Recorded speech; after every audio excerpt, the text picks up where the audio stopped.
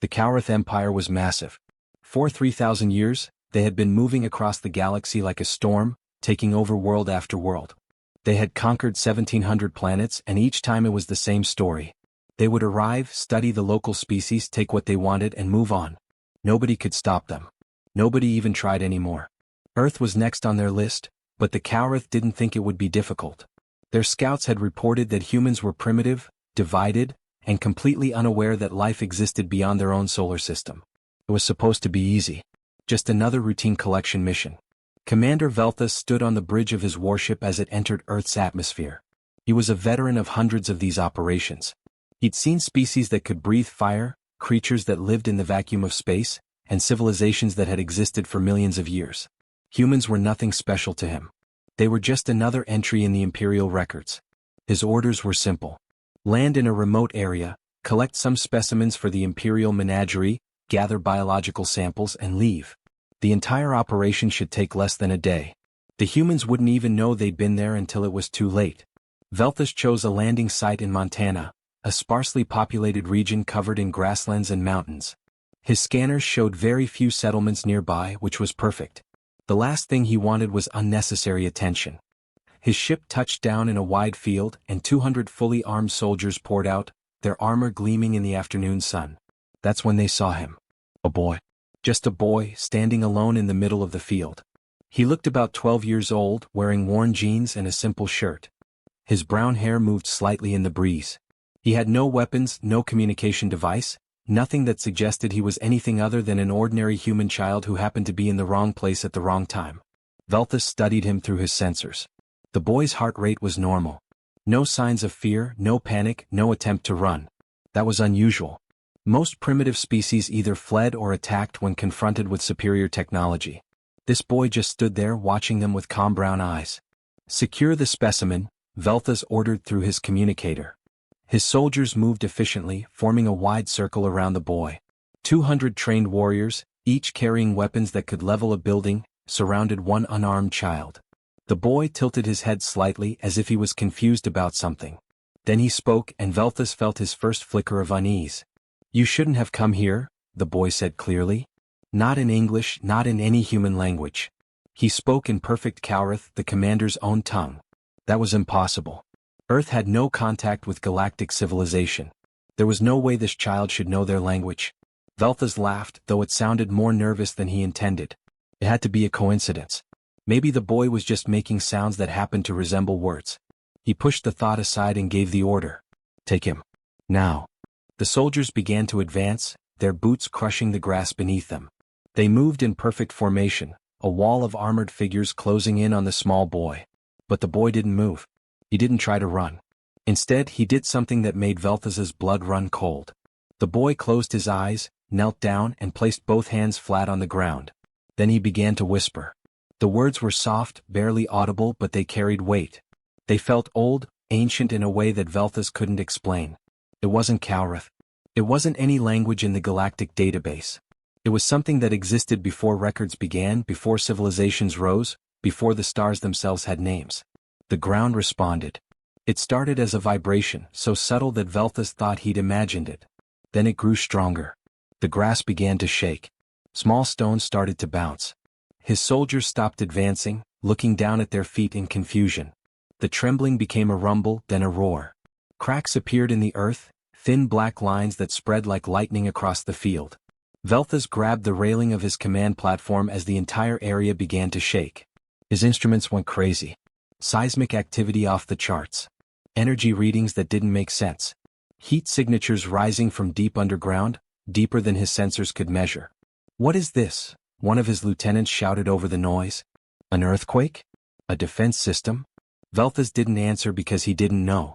But as he looked at the boy, still kneeling calmly with his hands on the trembling earth, he realized something terrifying. The boy wasn't afraid of them. The boy had never been afraid of them. The boy had been afraid for them. The cracks in the ground widened, and a strange light began to seep through. Not the orange glow of magma, but something else. Something older. The light was gold and red in colors that Velthus had no names for. It didn't burn, but it felt hot in a way that had nothing to do with temperature. The boy opened his eyes and looked directly at Velthus. There was sadness in that gaze and pity, and something that might have been an apology. "I tried to warn you," the boy said quietly, his voice somehow carrying over the thunder of splitting earth. "I wasn't warning you about us. I was warning you about him." The ground split open completely, and something ancient stirred in the depths below. Velthus stumbled backward as the cracks spread wider across the field. His mind was racing, trying to make sense of what was happening. This was supposed to be a simple mission. Primitive planet, primitive species, no complications. But nothing about this felt simple anymore. His hands moved frantically across his command tablet, pulling up the ship's historical database. He typed in Earth, searching for any information that might explain what he was witnessing. The first few results were basic. Planet classification, atmospheric composition, dominant species analysis. Nothing useful. Then he went deeper, accessing the archaeological records. These were old files, gathered from civilizations that no longer existed. Species that had gone extinct thousands or even millions of years ago. He didn't expect to find anything, but he was desperate. His screen filled with fragments. Pieces of myths and legends from 40 different extinct civilizations. And every single one mentioned Earth. The Vorath called it, the Warden World. The ancient Kellis had named it, the Forbidden Sphere. The Dren, who had vanished 2 million years ago, left behind one warning carved into their last remaining temple. "Do not wake the dragon's cradle." Velthus felt his stomach drop. Every species that had tried to invade Earth was gone. Not defeated. Not conquered. Simply erased from history as if they had never existed at all. No ruins, no descendants, no records except for these scattered warnings left behind by other civilizations who had been smart enough to stay away. "Commander, we're losing power," one of his officers shouted. Velthus looked up from his tablet. The lights inside his ship were flickering. His soldier's armor was sparking, the energy shields failing one by one. Communication systems were cutting out. Even his weapons were shutting down. Everything technological within a mile of this field was dying. The boy was still kneeling on the ground, his hands pressed flat against the earth. He looked completely at peace, like someone praying in a quiet temple. The cracks around him glowed brighter, that strange golden light pulsing like a heartbeat. "My name is Jake," the boy said, his voice somehow clear despite the rumbling ground. He stood up slowly, brushing dirt from his jeans. "I'm sorry you came here. I really am. My family has tried so hard to keep this place hidden." Velthus wanted to respond, but his throat was too dry. Jake looked like any other human child. There was nothing special about him, nothing that suggested he was anything more than an ordinary boy. Yet he stood in the middle of 200 alien soldiers without a trace of fear. "My family has guarded the sleeper for 400 generations," Jake continued, walking closer to where Velthus stood. The soldiers raised their weapons instinctively, but the boy didn't even glance at them. "That's about 10,000 years in case you're wondering. We've passed down the knowledge from parent to child over and over, making sure someone always knows. Someone always remembers." "Remembers what?" Velthus managed to ask, his voice barely a whisper. Jake looked sad, like he was about to deliver terrible news. "We remember what sleeps under our feet.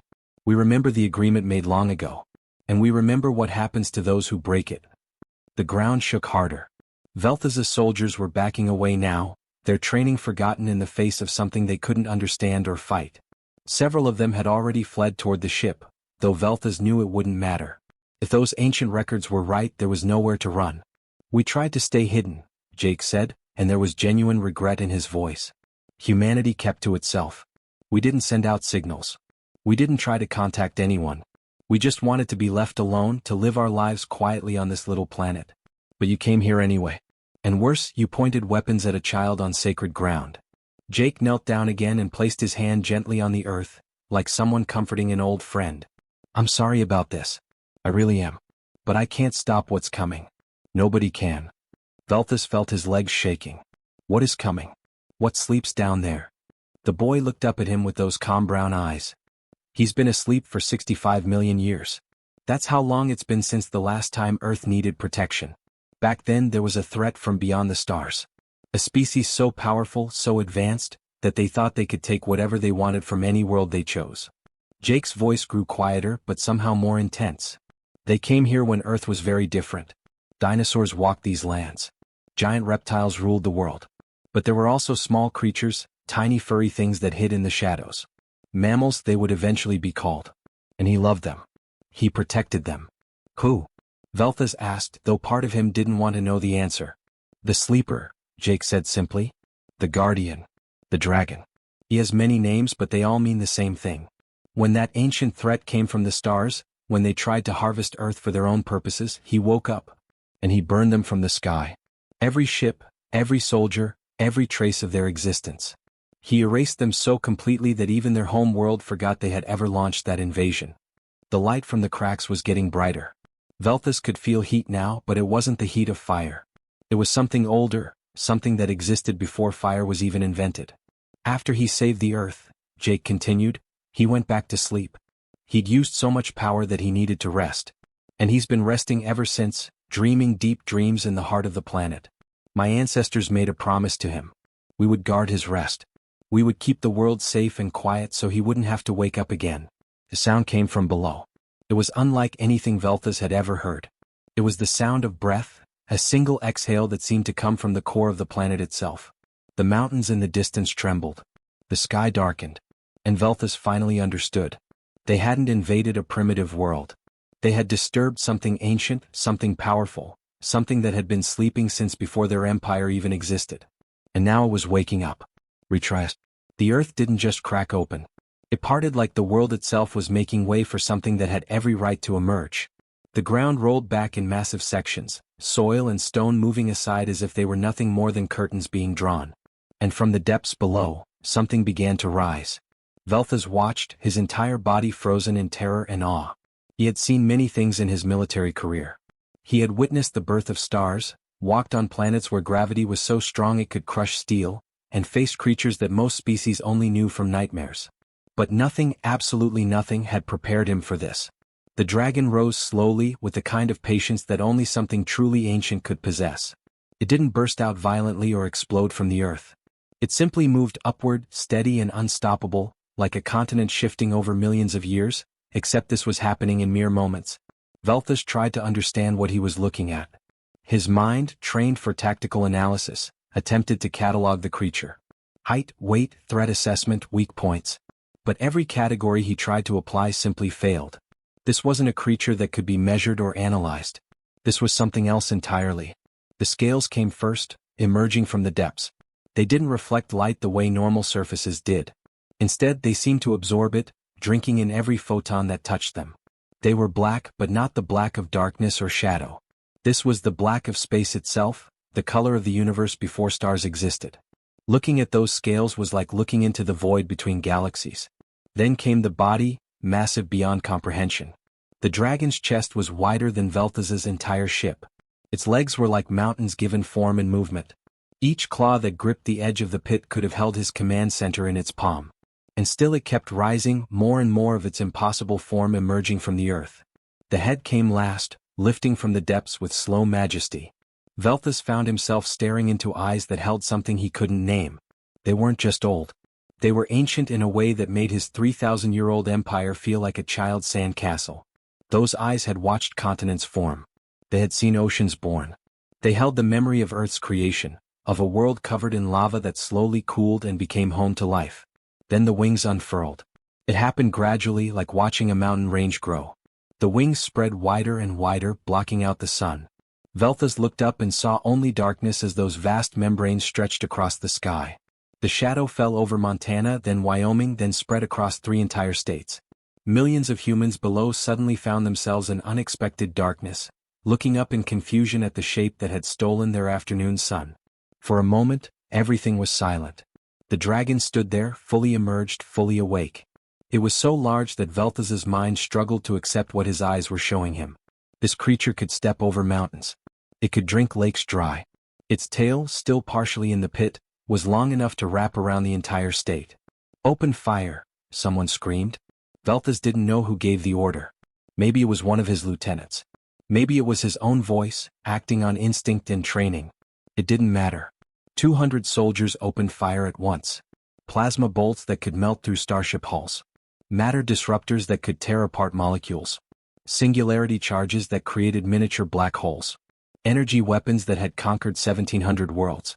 All of it unleashed at once, a storm of destruction that lit up the darkened field. The weapons hit the dragon's scales and simply vanished. Not bounced off. Not deflected. They dissipated like raindrops falling into an ocean. The plasma bolts evaporated. The matter disruptors dissolved. The singularity charges collapsed before they could even form. It was as if the dragon's very existence rejected the concept of being harmed. The dragon didn't roar. It didn't strike back. It didn't even seem angry. It simply looked down at the soldiers, at the tiny figures shooting their tiny weapons, and Velthus saw something in those ancient eyes that was somehow worse than rage. Pity. Jake walked forward, his small human form looking impossibly fragile next to the dragon's foreclaw, which was easily 50 feet tall. The boy placed his hand on the dark scales, a gesture of comfort and connection. Then he looked up at the dragon and spoke in that ancient language again. They didn't know, Jake said, his voice soft but somehow carrying across the entire field. They're from far away. They didn't understand. They thought Earth was unprotected. The dragon lowered its massive head, bringing one eye level with the assembled troops. That eye was larger than Velthus's ship. And then something happened that broke the commander completely. The dragon spoke. Not with words, not with sound. It spoke directly into their minds, into the consciousness of every Cowrath soldier present. Images flooded Velthus's thoughts, overwhelming his senses. He saw Earth's history. He watched an asteroid the size of a mountain slam into the planet, creating an explosion that would have ended all life. But the dragon had been there, wrapping itself around the world, absorbing the impact, protecting the tiny creatures that lived on the surface. He saw ice ages that should have frozen everything, but the dragon's warmth kept pockets of life alive. He saw disasters and catastrophes beyond counting, and through them all, the dragon endured, protected, preserved. Then the dragon showed them humanity. Velthus saw humans as the dragon saw them. Fragile creatures with impossibly short lives. They were born, they lived for maybe 80 years if they were lucky, and then they were gone like sparks from a fire. But the dragon loved them anyway. It showed memories of watching humans discover fire, build their first shelters, create art and music and stories. It showed the joy of seeing these small creatures thrive and grow and spread across the world it protected. And finally, the dragon showed them what happened to those who threatened its beloved humans. Velthus saw species he didn't recognize, civilizations far more advanced than his own. He watched them come to Earth with weapons and ships and armies. And he watched the dragon erase them. Not just defeat them. Not just destroy them. Erase them so completely that it was as if they had never existed at all. Their ships turned to dust. Their worlds forgot they had ever left. Their very atoms were scattered across the universe. The images faded, and Velthus found himself on his knees, tears streaming down his face. His weapons lay forgotten on the ground. Around him, his soldiers were in similar states, some kneeling, some collapsed completely, all of them broken by the weight of what they just witnessed. "We surrender," Velthus heard himself say, his voice cracking. "We'll leave. We'll go right now. Please. Please, we didn't know. We didn't understand." The dragon continued to look at them, those ancient eyes weighing and judging. And in that moment, Velthus understood that his life, his empire, his entire species existed only because this creature allowed it. The dragon's wings folded slowly, like mountains settling back into place. The movement alone created winds that bent trees for miles around. Velthus remained on his knees, his face still wet with tears, waiting for judgment. Around him, 200 of the Cowrath Empire's finest soldiers sat in defeated silence, their weapons scattered and useless on the ground. Jake stood beside the dragon's enormous foreclaw, one small hand still resting against those impossible scales. He looked up at the ancient creature and something passed between them. Not words exactly, but understanding. The boy nodded slowly as if receiving instructions, then turned to face Velthus. "He's decided to show you mercy," Jake said, and Velthus felt a surge of desperate relief. But the boy's expression remained serious. "But mercy doesn't mean there won't be consequences. You came here to take specimens, to collect living beings like they were objects for your empire's entertainment. You need to understand why that can never happen again." The dragon's massive head turned, looking toward the horizon where Velthus's command ship sat in orbit, invisible from the ground but clearly visible to those ancient eyes. The creature's gaze focused, and Velthus felt a pulse of power ripple through the air. "Your soldiers will be spared," Jake translated, his voice taking on a strange quality as if the dragon's will was flowing through him. "But your ship will be disabled. Not destroyed. Your crew will survive. But every piece of technology on board will be reduced to useless metal and circuits. It will fall, but it will fall safely. Consider it a message." Velthus pulled out his communicator to warn his crew, but the device was already dead. He looked up just in time to see a streak of light appear in the sky. His ship, burning as it fell through the atmosphere, was no longer under power. He watched in horror as it descended, tracing a fiery path across the blue sky before disappearing behind distant mountains. 30 miles west, Jake said quietly. They'll survive the landing. The dragon made sure of that. But they won't be leaving Earth in that ship. Nobody will. Then the dragon did something that made Velthas's blood run cold. It looked directly at him again and he felt that presence in his mind once more. But this time the dragon wasn't showing him the past. It was showing him the future. Tonight specifically. Every member of your species will dream tonight, Jake explained, his young voice somehow carrying the weight of ancient authority. Every Calrith, no matter where they are in the galaxy, will experience the same dream. They will feel what their victims felt. Velthas didn't understand at first. Then the dragon's intention became clear in his mind and he gasped. 1,700 worlds conquered. Thousands of species subjugated or enslaved. Millions, perhaps billions of beings taken from their homes, separated from their families, caged and displayed like animals. And tonight, every single Calrith would experience those feelings firsthand. He is older than your empire, Jake said softly, walking closer to where Velthas knelt. The boy looked so ordinary, so human, yet he spoke with the authority of something timeless. He is older than your sun, older than most of the stars you've traveled between. He dreams in epochs. 1,000 years passes for him like a single night's sleep for you. The dragon began to lower itself back toward the earth. The ground opened again, accepting the massive form like a person sinking into bed. Those enormous wings folded tight against the scaled body. The head, with those eyes that had witnessed the birth of worlds, began to descend into the depths. He wakes only when Earth itself is threatened, Jake continued. Not when humans fight each other. Not when we face natural disasters. Only when something from beyond tries to harm this world or take its people. That's when he rises. That's when he protects. Velthas watched the dragon sink deeper. Before its head disappeared completely beneath the surface, it paused. Those ancient eyes found Velthas one last time, and in them the commander saw something unexpected. Not anger. Not hatred. Something closer to pity, mixed with disappointment, as if the dragon was sad that this lesson had been necessary. Through Jake, the dragon's final message came clearly into Velthas's mind. Tell them. Tell your empire, tell the Galactic Council, tell every species that looks toward this small blue world.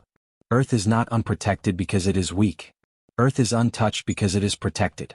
The small things here, these humans with their brief lives and fragile bodies, they have a guardian. They are loved. And I do not permit harm to come to those I love. The dragon's head sank beneath the surface. The earth began to close, massive sections of ground sliding back into place like puzzle pieces fitting together. The cracks sealed. The glowing light faded. Within moments, the field looked almost normal again, except for the scorched grass and the scattered alien soldiers sitting in shock. Jake stood alone now, just a 12-year-old boy in jeans and a t-shirt, looking tired. He walked over to Velthas and offered his hand to help the commander stand. Velthas stared at that small human hand for a moment, then took it, letting the boy pull him to his feet. There's a town about 5 miles to the west, Jake said, pointing. His voice was just a kid's voice again, without that ancient weight behind it. It's called Harrison. The people there are good folks. They'll give you food and water for your walk. Your crew from the ship will probably head there too. Walk? Velthas asked numbly. Well, none of your technology works anymore, Jake said with a slight shrug. And I don't think you want to be here when the government shows up asking questions about the alien spaceship that just crashed in the mountains. Trust me, you want to be around regular people, not military people. Regular folks will just give you a sandwich and directions. The military will have a lot of questions you probably don't want to answer. Velthas looked around at his soldiers, all of them still sitting or kneeling, processing what they'd witnessed. Then he looked back at Jake, this ordinary human child who had just facilitated their survival. Thank you, Velthas managed to say. Thank you for asking him to spare us. Jake's expression grew sad. I didn't do it for you. I did it because he doesn't like killing. He spent 65 million years protecting life on this planet. Taking lives, even yours, goes against everything he is. But make no mistake, Commander. If you or anyone else comes back here with bad intentions, next time there won't be mercy. Next time he'll do what's necessary. The boy turned and started walking across the field, heading back toward wherever he'd come from. After a few steps he stopped and looked back. Oh, and Commander? When you have that dream tonight, when you feel everything your empire has done, remember this. You survived today because a 12-year-old human boy asked an ancient dragon to be merciful. Remember that humans believe in second chances. Try to be worthy of it. Then Jake walked away, leaving 200 alien soldiers sitting in a Montana field, waiting for a night they would never forget. Retry. 6 months had passed since that day in Montana, and the galaxy would never be the same. The Galactic Council chambers on the neutral world of Terminus were filled to capacity. Representatives from every major civilization crowded into the vast hall, thousands of beings from hundreds of worlds, all gathered to hear testimony about Earth. Velthus stood at the central platform, no longer a commander. He had been stripped of his military rank, but not as punishment. The Kaurith Empire itself had changed after that night of shared dreams. Every member of their species had experienced the collective suffering they'd caused across 1,700 worlds. The Empire's leadership had voluntarily restructured, and Velthus had been chosen to speak truth to the galaxy. "I stand before you not as a conqueror but as a survivor," Velthus began, his voice steady but humble. "I came to tell you about Earth, and why it must never be approached with hostile intent again." He told them everything. The boy in the field. The ancient language.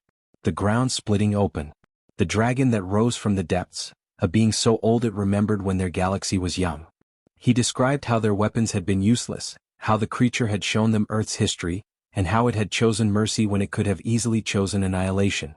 Some council members listened with skepticism. Others with growing fear.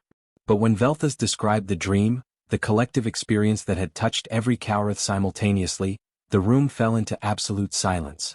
"We felt everything," he said quietly. "Every species we'd conquered. Every being we'd taken from their homes. Every family we'd separated. All of it compressed into one night. Some of my people couldn't function for days afterward. Many are still recovering. But we needed to feel it. We needed to understand what we'd done." The council debated for 3 days. Finally, they reached a unanimous decision. Earth was officially designated as a sanctuary world, the first such classification in modern galactic history. A no-contact zone was established that extended past Earth's moon. Any ship that entered that space would receive an automated warning in every known language. The warning was simple and absolute. The sleeper wakes for its own. Do not approach. Do not land. Do not harm. This world is protected by a force beyond your comprehension. You have been warned. On Earth itself, humanity continued their lives completely unaware of how close they'd come to a galactic incident. News reports about the strange darkness that had covered 3 states for a few minutes were explained as a freak weather phenomenon. The crashed alien ship in the Montana mountains was retrieved by various government agencies who quietly added it to their classified files. Life went on. But for certain families scattered across the world, things were different. Jake's family had always known about the sleeper, knowledge passed down through 400 generations. But they had believed they were alone in that knowledge. After the dragon's awakening, that changed. Jake started receiving emails from other young people. A girl named Lily from Japan whose grandmother had told her stories about the guardian of the deep. A boy named Ben from Egypt whose family had ancient texts describing the protector of the small ones. A teenager named River from Australia whose aboriginal ancestors had cave paintings of a great winged serpent that lived inside the world. They were all guardians, children born into families that had kept the secret for thousands of years. They weren't organized.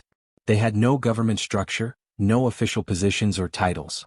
They were simply kids who happened to know the truth about what slept beneath their feet. They created a private online group, carefully hidden and encrypted. Not to coordinate or plan anything, but simply to share their experiences and support each other. They talked about normal things too, homework and movies and music, because they were still just teenagers. But they also shared the weight of knowing something the rest of humanity didn't. "Do you think he'll ever need to wake up again?" Lily asked in one chat. "I hope not," Jake typed back. "But if he does, at least we'll know why. And we can help people understand." Velthus never returned to military service. Instead, he spent his remaining years writing. His book, On Humility Among the Stars, became required reading across multiple civilizations. The core message was simple but profound. The absence of visible power is not evidence of weakness. "We saw a primitive world and assumed we were superior," he wrote in the opening chapter. "We had advanced technology, powerful weapons, and the confidence of a 3,000-year-old empire. Earth had none of these things. But what they had was something we couldn't measure with our sensors or understand with our tactical analysis. They had a protector who loved them." The book's final chapter was titled, The Most Dangerous Worlds. In it, Velthus explained that the most dangerous planets in the galaxy weren't the ones with massive defense systems or powerful militaries. They were the quiet ones, the peaceful ones, the worlds that seemed vulnerable but had survived for millions of years against all odds. Ask yourself why a world remains untouched, he wrote. Sometimes it's because no one has found it yet. But sometimes, it's because everyone who found it with bad intentions simply ceased to exist. The survivors, if there are any, carry warnings that become myths, that become legends, that eventually get dismissed as superstition. Until someone doesn't listen. Until someone makes the same mistake we did. In Montana, Jake's life returned to normal in most ways. He went to school where he struggled with algebra and excelled in history. He helped his father fix fences and feed cattle on their small ranch. He played video games with his friends and complained about early morning chores like any other kid. But sometimes, when he was alone in the fields, Jake would kneel down and place his hand on the earth. He would whisper in that ancient language his family had preserved for 10,000 years. "Thank you," he would say simply. "Thank you for protecting us. Thank you for letting them live. Thank you for everything." And far below, deeper than any mine shaft, deeper than any ocean trench, deeper than humans had ever explored, the dragon slept. But not quite completely. One eye remained forever half open, maintaining an eternal watch. The dragon's consciousness touched the surface world lightly, feeling the footsteps of billions of humans as they went about their brief, beautiful lives. The dragon felt Jake's gratitude and was content. The small ones were safe. They were growing, learning, spreading across their world with curiosity and creativity and endless potential. They still fought among themselves sometimes, still made mistakes, still struggled with the challenges of existence. But they were trying. They were good. And as long as the dragon slept beneath them, as long as that ancient presence kept its vigil, they would have the chance to keep trying, to keep growing, to keep reaching toward their potential. The galaxy had learned its lesson. Some worlds were off limits. Not because of laws or treaties or military might. Those things could be negotiated, challenged, or overcome. No, some worlds were protected by something far more powerful and far more permanent. They were protected by love. And there was no force in the universe stronger than that.